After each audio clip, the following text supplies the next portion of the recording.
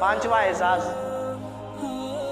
اللہ تعالیٰ نے آپ صلی اللہ علیہ وسلم کے ذکر کو بلند کر دیا۔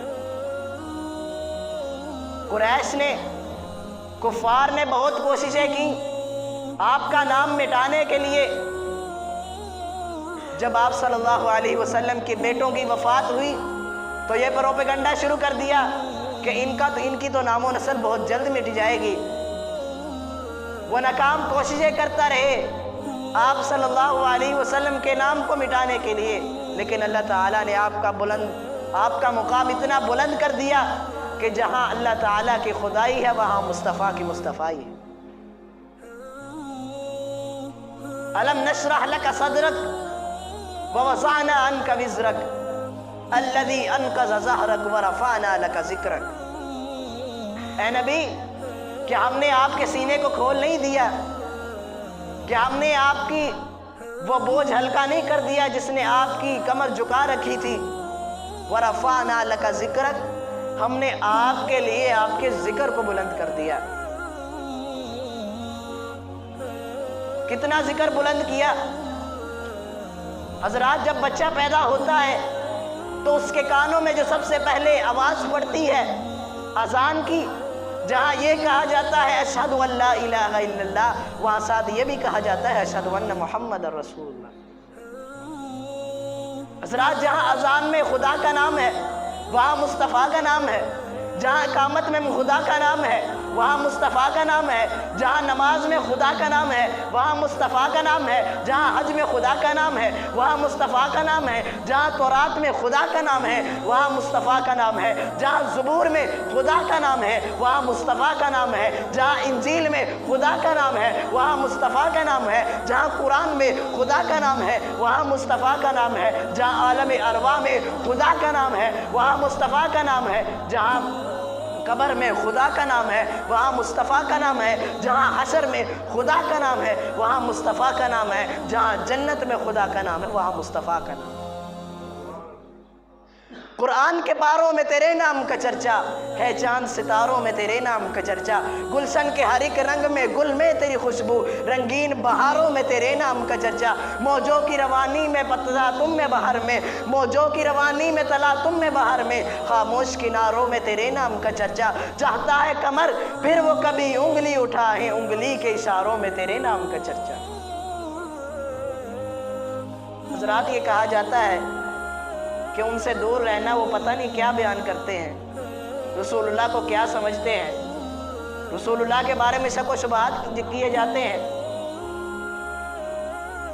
صحابہ اکرام رضی اللہ عنہ بیٹھے ہوئے تھے، آپس میں ذکر کر رہے تھے کہ اللہ تعالیٰ نے ابراہیم علیہ السلام کو خلیل اللہ بنایا، حالانکہ زیادہ مقام رسول اللہ صلی اللہ علیہ وسلم کا ہے۔ ادھر سے پیغمبر علیہ السلام تشریف لائے، پوچھتے ہیں صحابہ کیا کہہ رہے ہو؟ فرمایا یا رسول اللہ، اللہ تعالیٰ نے ابراہیم علیہ السلام کو خلیل اللہ بنایا لیکن زیادہ بلند و بالا مقام آپ کا ہے۔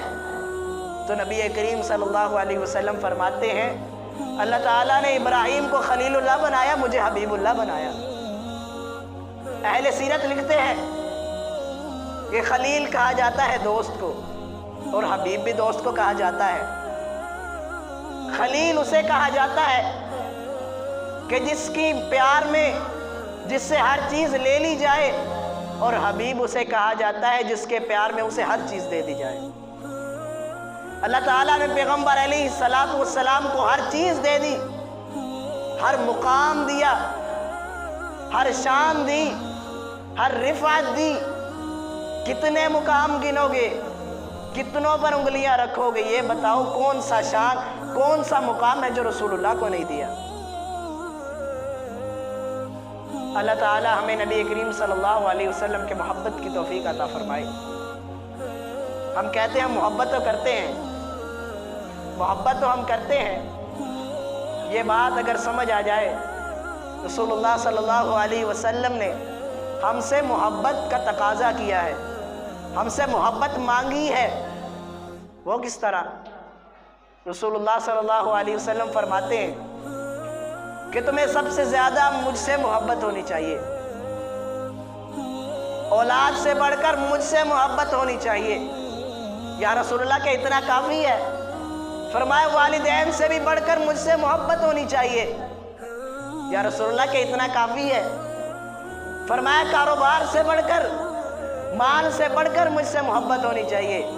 یا رسول اللہ کہ اتنا کافی ہے؟ فرمایا اپنی جان سے بڑھ کر مجھ سے محبت ہونی چاہیے۔ یا رسول اللہ اگر نہ ہو سکے، اگر کاروبار سے بڑھ کر محبت نہ ہو سکے، اگر جان سے بڑھ کر محبت نہ ہو سکے، تو رسول اللہ صلی اللہ علیہ وسلم نے فرمایا پھر تم مومن نہیں ہو سکتے۔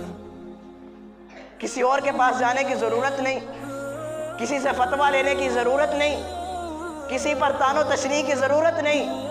رسول اللہ کا فتویٰ ہے اگر جان سے بڑھ کر مجھ سے محبت نہیں ہو سکتی، خدا کی قسم وہ مومن نہیں ہو سکتا۔ دعا ہے اللہ تعالیٰ ہمیں رسول اللہ کی محبت نصیب فرمائے۔